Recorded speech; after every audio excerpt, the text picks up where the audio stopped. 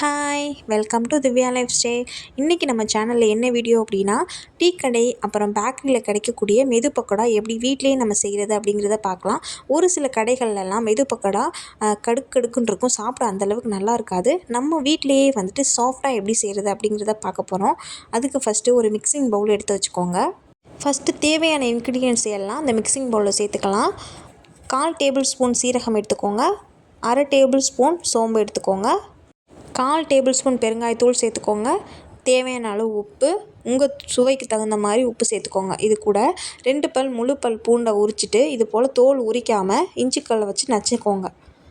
ஓரளவு நச்சா போதும், ரொம்ப நைஸாக பேஸ்ட் மாதிரி நைக்கணும்னு அவசியம் இல்லை. இது போல் நச்சுட்டு அதையும் அந்த மிக்சிங் பவுலில் சேர்த்துக்கோங்க. ஒரு 4 துண்டு சின்ன துண்டு இஞ்சி எடுத்து அதையும் இஞ்சிக்கல்லை வச்சு நச்சுக்கோங்க.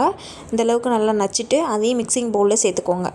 இந்த ரெசிபிக்கு முக்கியமாக சின்ன வெங்காயம் தான் யூஸ் பண்ணணும். அப்போ தான் டீ கடையில் கிடைக்கிறது போல் டேஸ்ட்டு சூப்பராக இருக்கும். ஒரு 20லேருந்து 25 சின்ன வெங்காயத்தை எடுத்து இது போல் நச்சுக்கோங்க.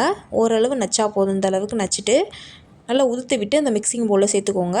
இது போல் கொஞ்சம் கொஞ்சமாக நச்சுட்டு எல்லாத்தையும் சேர்த்துக்கோங்க. ஒரே மொத்தமாக நைக்க முடியாது இல்லையா, அது போல் எல்லாத்தையுமே நச்சுட்டு மிக்சிங் பவுலில் சேர்த்துட்டு 2 கொத்து கருவேப்பிலை சின்ன இலைகளாக இருக்கிறதுனால அப்படியே போட்டிருக்கேன். நீங்கள் பொடியாக கட் பண்ணிவிட்டு கூட போட்டுக்கலாம். நான் 400 கிராம் அளவுக்கிட்ட மாவு எடுக்கிறேன். அதுக்காண்டி 4 பச்சை மிளகாவை நச்சுட்டு சேர்த்துருக்கேன்.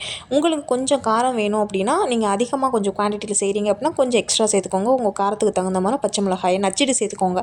இது கூட ஒரு 2 டேபிள் ஸ்பூன் எண்ணெயை நல்லா மிக்ஸ் பண்ணிக்கோங்க. சேர்த்துட்டு அந்த மிக்சிங் பவுலே சேர்த்துட்டு நல்லா எல்லாத்தையும் ஃபஸ்ட்டு மிக்ஸ் பண்ணிக்கோங்க. எண்ணெய் சேர்த்தோம் இல்லையா, அது ஹீட்லாம் பண்ணலை, அப்படியே தான் சேர்த்துருக்கேன். 2 டேபிள் ஸ்பூன் எண்ணெயை சேர்த்து நல்லா மிக்ஸ் பண்ணிக்கோங்க. இப்போ மாவு நம்ம எடுக்க போகிறோம். நான் 2 கப் அளவு எடுத்திருக்கேன், மொத்தம் 400 கிராம். நீங்கள் கொஞ்சம் குவான்டிட்டி அதிகமாக மாவு எடுக்கிறீங்க அப்படின்னா, அதிகமாக ஸ்டோர் பண்ணி வச்சுக்கிற மாதிரி அப்படின்னா, நம்ம எடுத்துருக்க இன்க்ரீடியன்ட்ஸ் எல்லாமே கொஞ்சம் கூடுதலாக சேர்க்குற மாதிரி வரும். இப்போ அந்த மிக்சிங் பவுலில் 2 கப் மாவையும் நான் சேர்த்துட்டு லேசாக தான் கலந்து விடணும். ரொம்ப அழுத்தி பிசையக்கூடாது. லேசாக கலந்துட்டு கொஞ்சம் கொஞ்சமாக தண்ணி தெளிச்சுக்கோங்க. ரொம்ப அதிகமாக தண்ணியை சேர்த்துறாமல் இந்த மாதிரி கையில் பட்டும் படாமல் லேசாக தான் கிளறி விடணும். இந்த பக்கோடாக்கு ரொம்ப அழுத்தி சப்பாத்தி மாவு மாதிரிலாம் நல்லா பிசையக்கூடாது. இந்த போல் நல்லா இந்த மாதிரி கலந்து விட்டாவே போதும். கொஞ்சம் கொஞ்சமாக தண்ணி தெளிச்சுட்டு, ஏன்னா வெங்காயத்துலேயுமே தண்ணி இருக்கும், பார்த்து சேருங்க. நல்லா கலந்து விட்டுட்டு இது போல் உதுத்து விட்டு பாருங்கள். நல்லா ரொம்ப ஒட்டிக்காமல் எல்லாத்தோடையும் கொஞ்சம் உதுறதுக்கு நல்லா வரணும். இதுதான் கரெக்டான பக்குவம். இப்போ இருக்கட்டும்.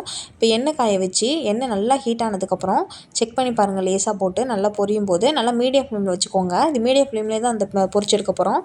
இது போல் கொஞ்சம் கொஞ்சம் மாவுகள் எடுத்து நல்லா உதுத்து விடுங்க. ரொம்ப பொடுசாக ஊற்றுறாமல் இது போல் ஊற்ற விடுங்க. நல்லா ஊற்றிட்டு மீடியம் ஃப்ளேம்லேயே வச்சு நல்லா வேக விடுங்க. எவ்வளோ சேர்க்க முடியுமோ அந்தளவுக்கு சேர்த்துட்டு உடனே கரண்டி போட்டு கிளறி விட்டுறாதீங்க. ரொம்ப தூளாகிடும், உடஞ்சிரும். ஒரு நிமிஷம் நல்லா வேகட்டும். அதுக்கப்புறம் கரண்டி போட்டு நல்லா கிளறி விடுங்க. நல்லா கலந்து விட்டுட்டு எண்ணெயோட சலசலப்பு ஓரளவு அடங்கினதுக்கப்புறம் நீங்கள் எடுத்துடலாம். நான் அந்த ஸ்டேஜில் எடுத்துட்டேன். இதே போல் எல்லாத்தையுமே பொரித்து எடுத்துக்கோங்க. அடுத்தடுத்த பேட்ச் எல்லாத்தையுமே நம்ம அடுத்த பேட்ச் பொரிச்சிருக்கோம் பாருங்கள். உதுத்து விடும்போது மட்டும் பார்த்து உதுத்து விடுங்க. எண்ணெய் ரொம்ப ஹீட்டாக இருக்கும் இல்லையா, கொஞ்சம் கொஞ்சமாக ஊற்றிடுங்க. ரொம்ப ஊற்று விட்டிங்கன்னா ரொம்ப பொடுசாயிடும், அது பார்க்கவும் நல்லா இருக்காது. எல்லாத்தையும் பொரிச்சிட்டு சாப்பிட்டு பாருங்கள். சும்மா சாஃப்டாக டேஸ்ட்டும் அவ்வளோ சூப்பராக இருக்கும். டீ கடையில் கிடைக்கிறது போலவே இருக்குங்க. இது கூட நீங்கள் வீட்டில் டீயும் போட்டு வச்சு சாப்பிட்டிங்கன்னா ஈவினிங் ஸ்நாக்ஸு சும்மா அட்டகாசமாக இருக்கும். வீட்டில் ட்ரை பண்ணி பார்த்துட்டு எப்படி இருந்ததுன்னு கமெண்ட் பாக்ஸில் மறக்காமல் சொல்லுங்கள். நம்மளோட சேனலை மறக்காமல் சப்போர்ட் பண்ணி சப்ஸ்கிரைப் பண்ணிக்கோங்க. பெல் ஐக்கானையும் கிளிக் பண்ணிக்கோங்க. அடுத்த வீடியோவில் பார்க்கலாம். டாட்டா பாய்.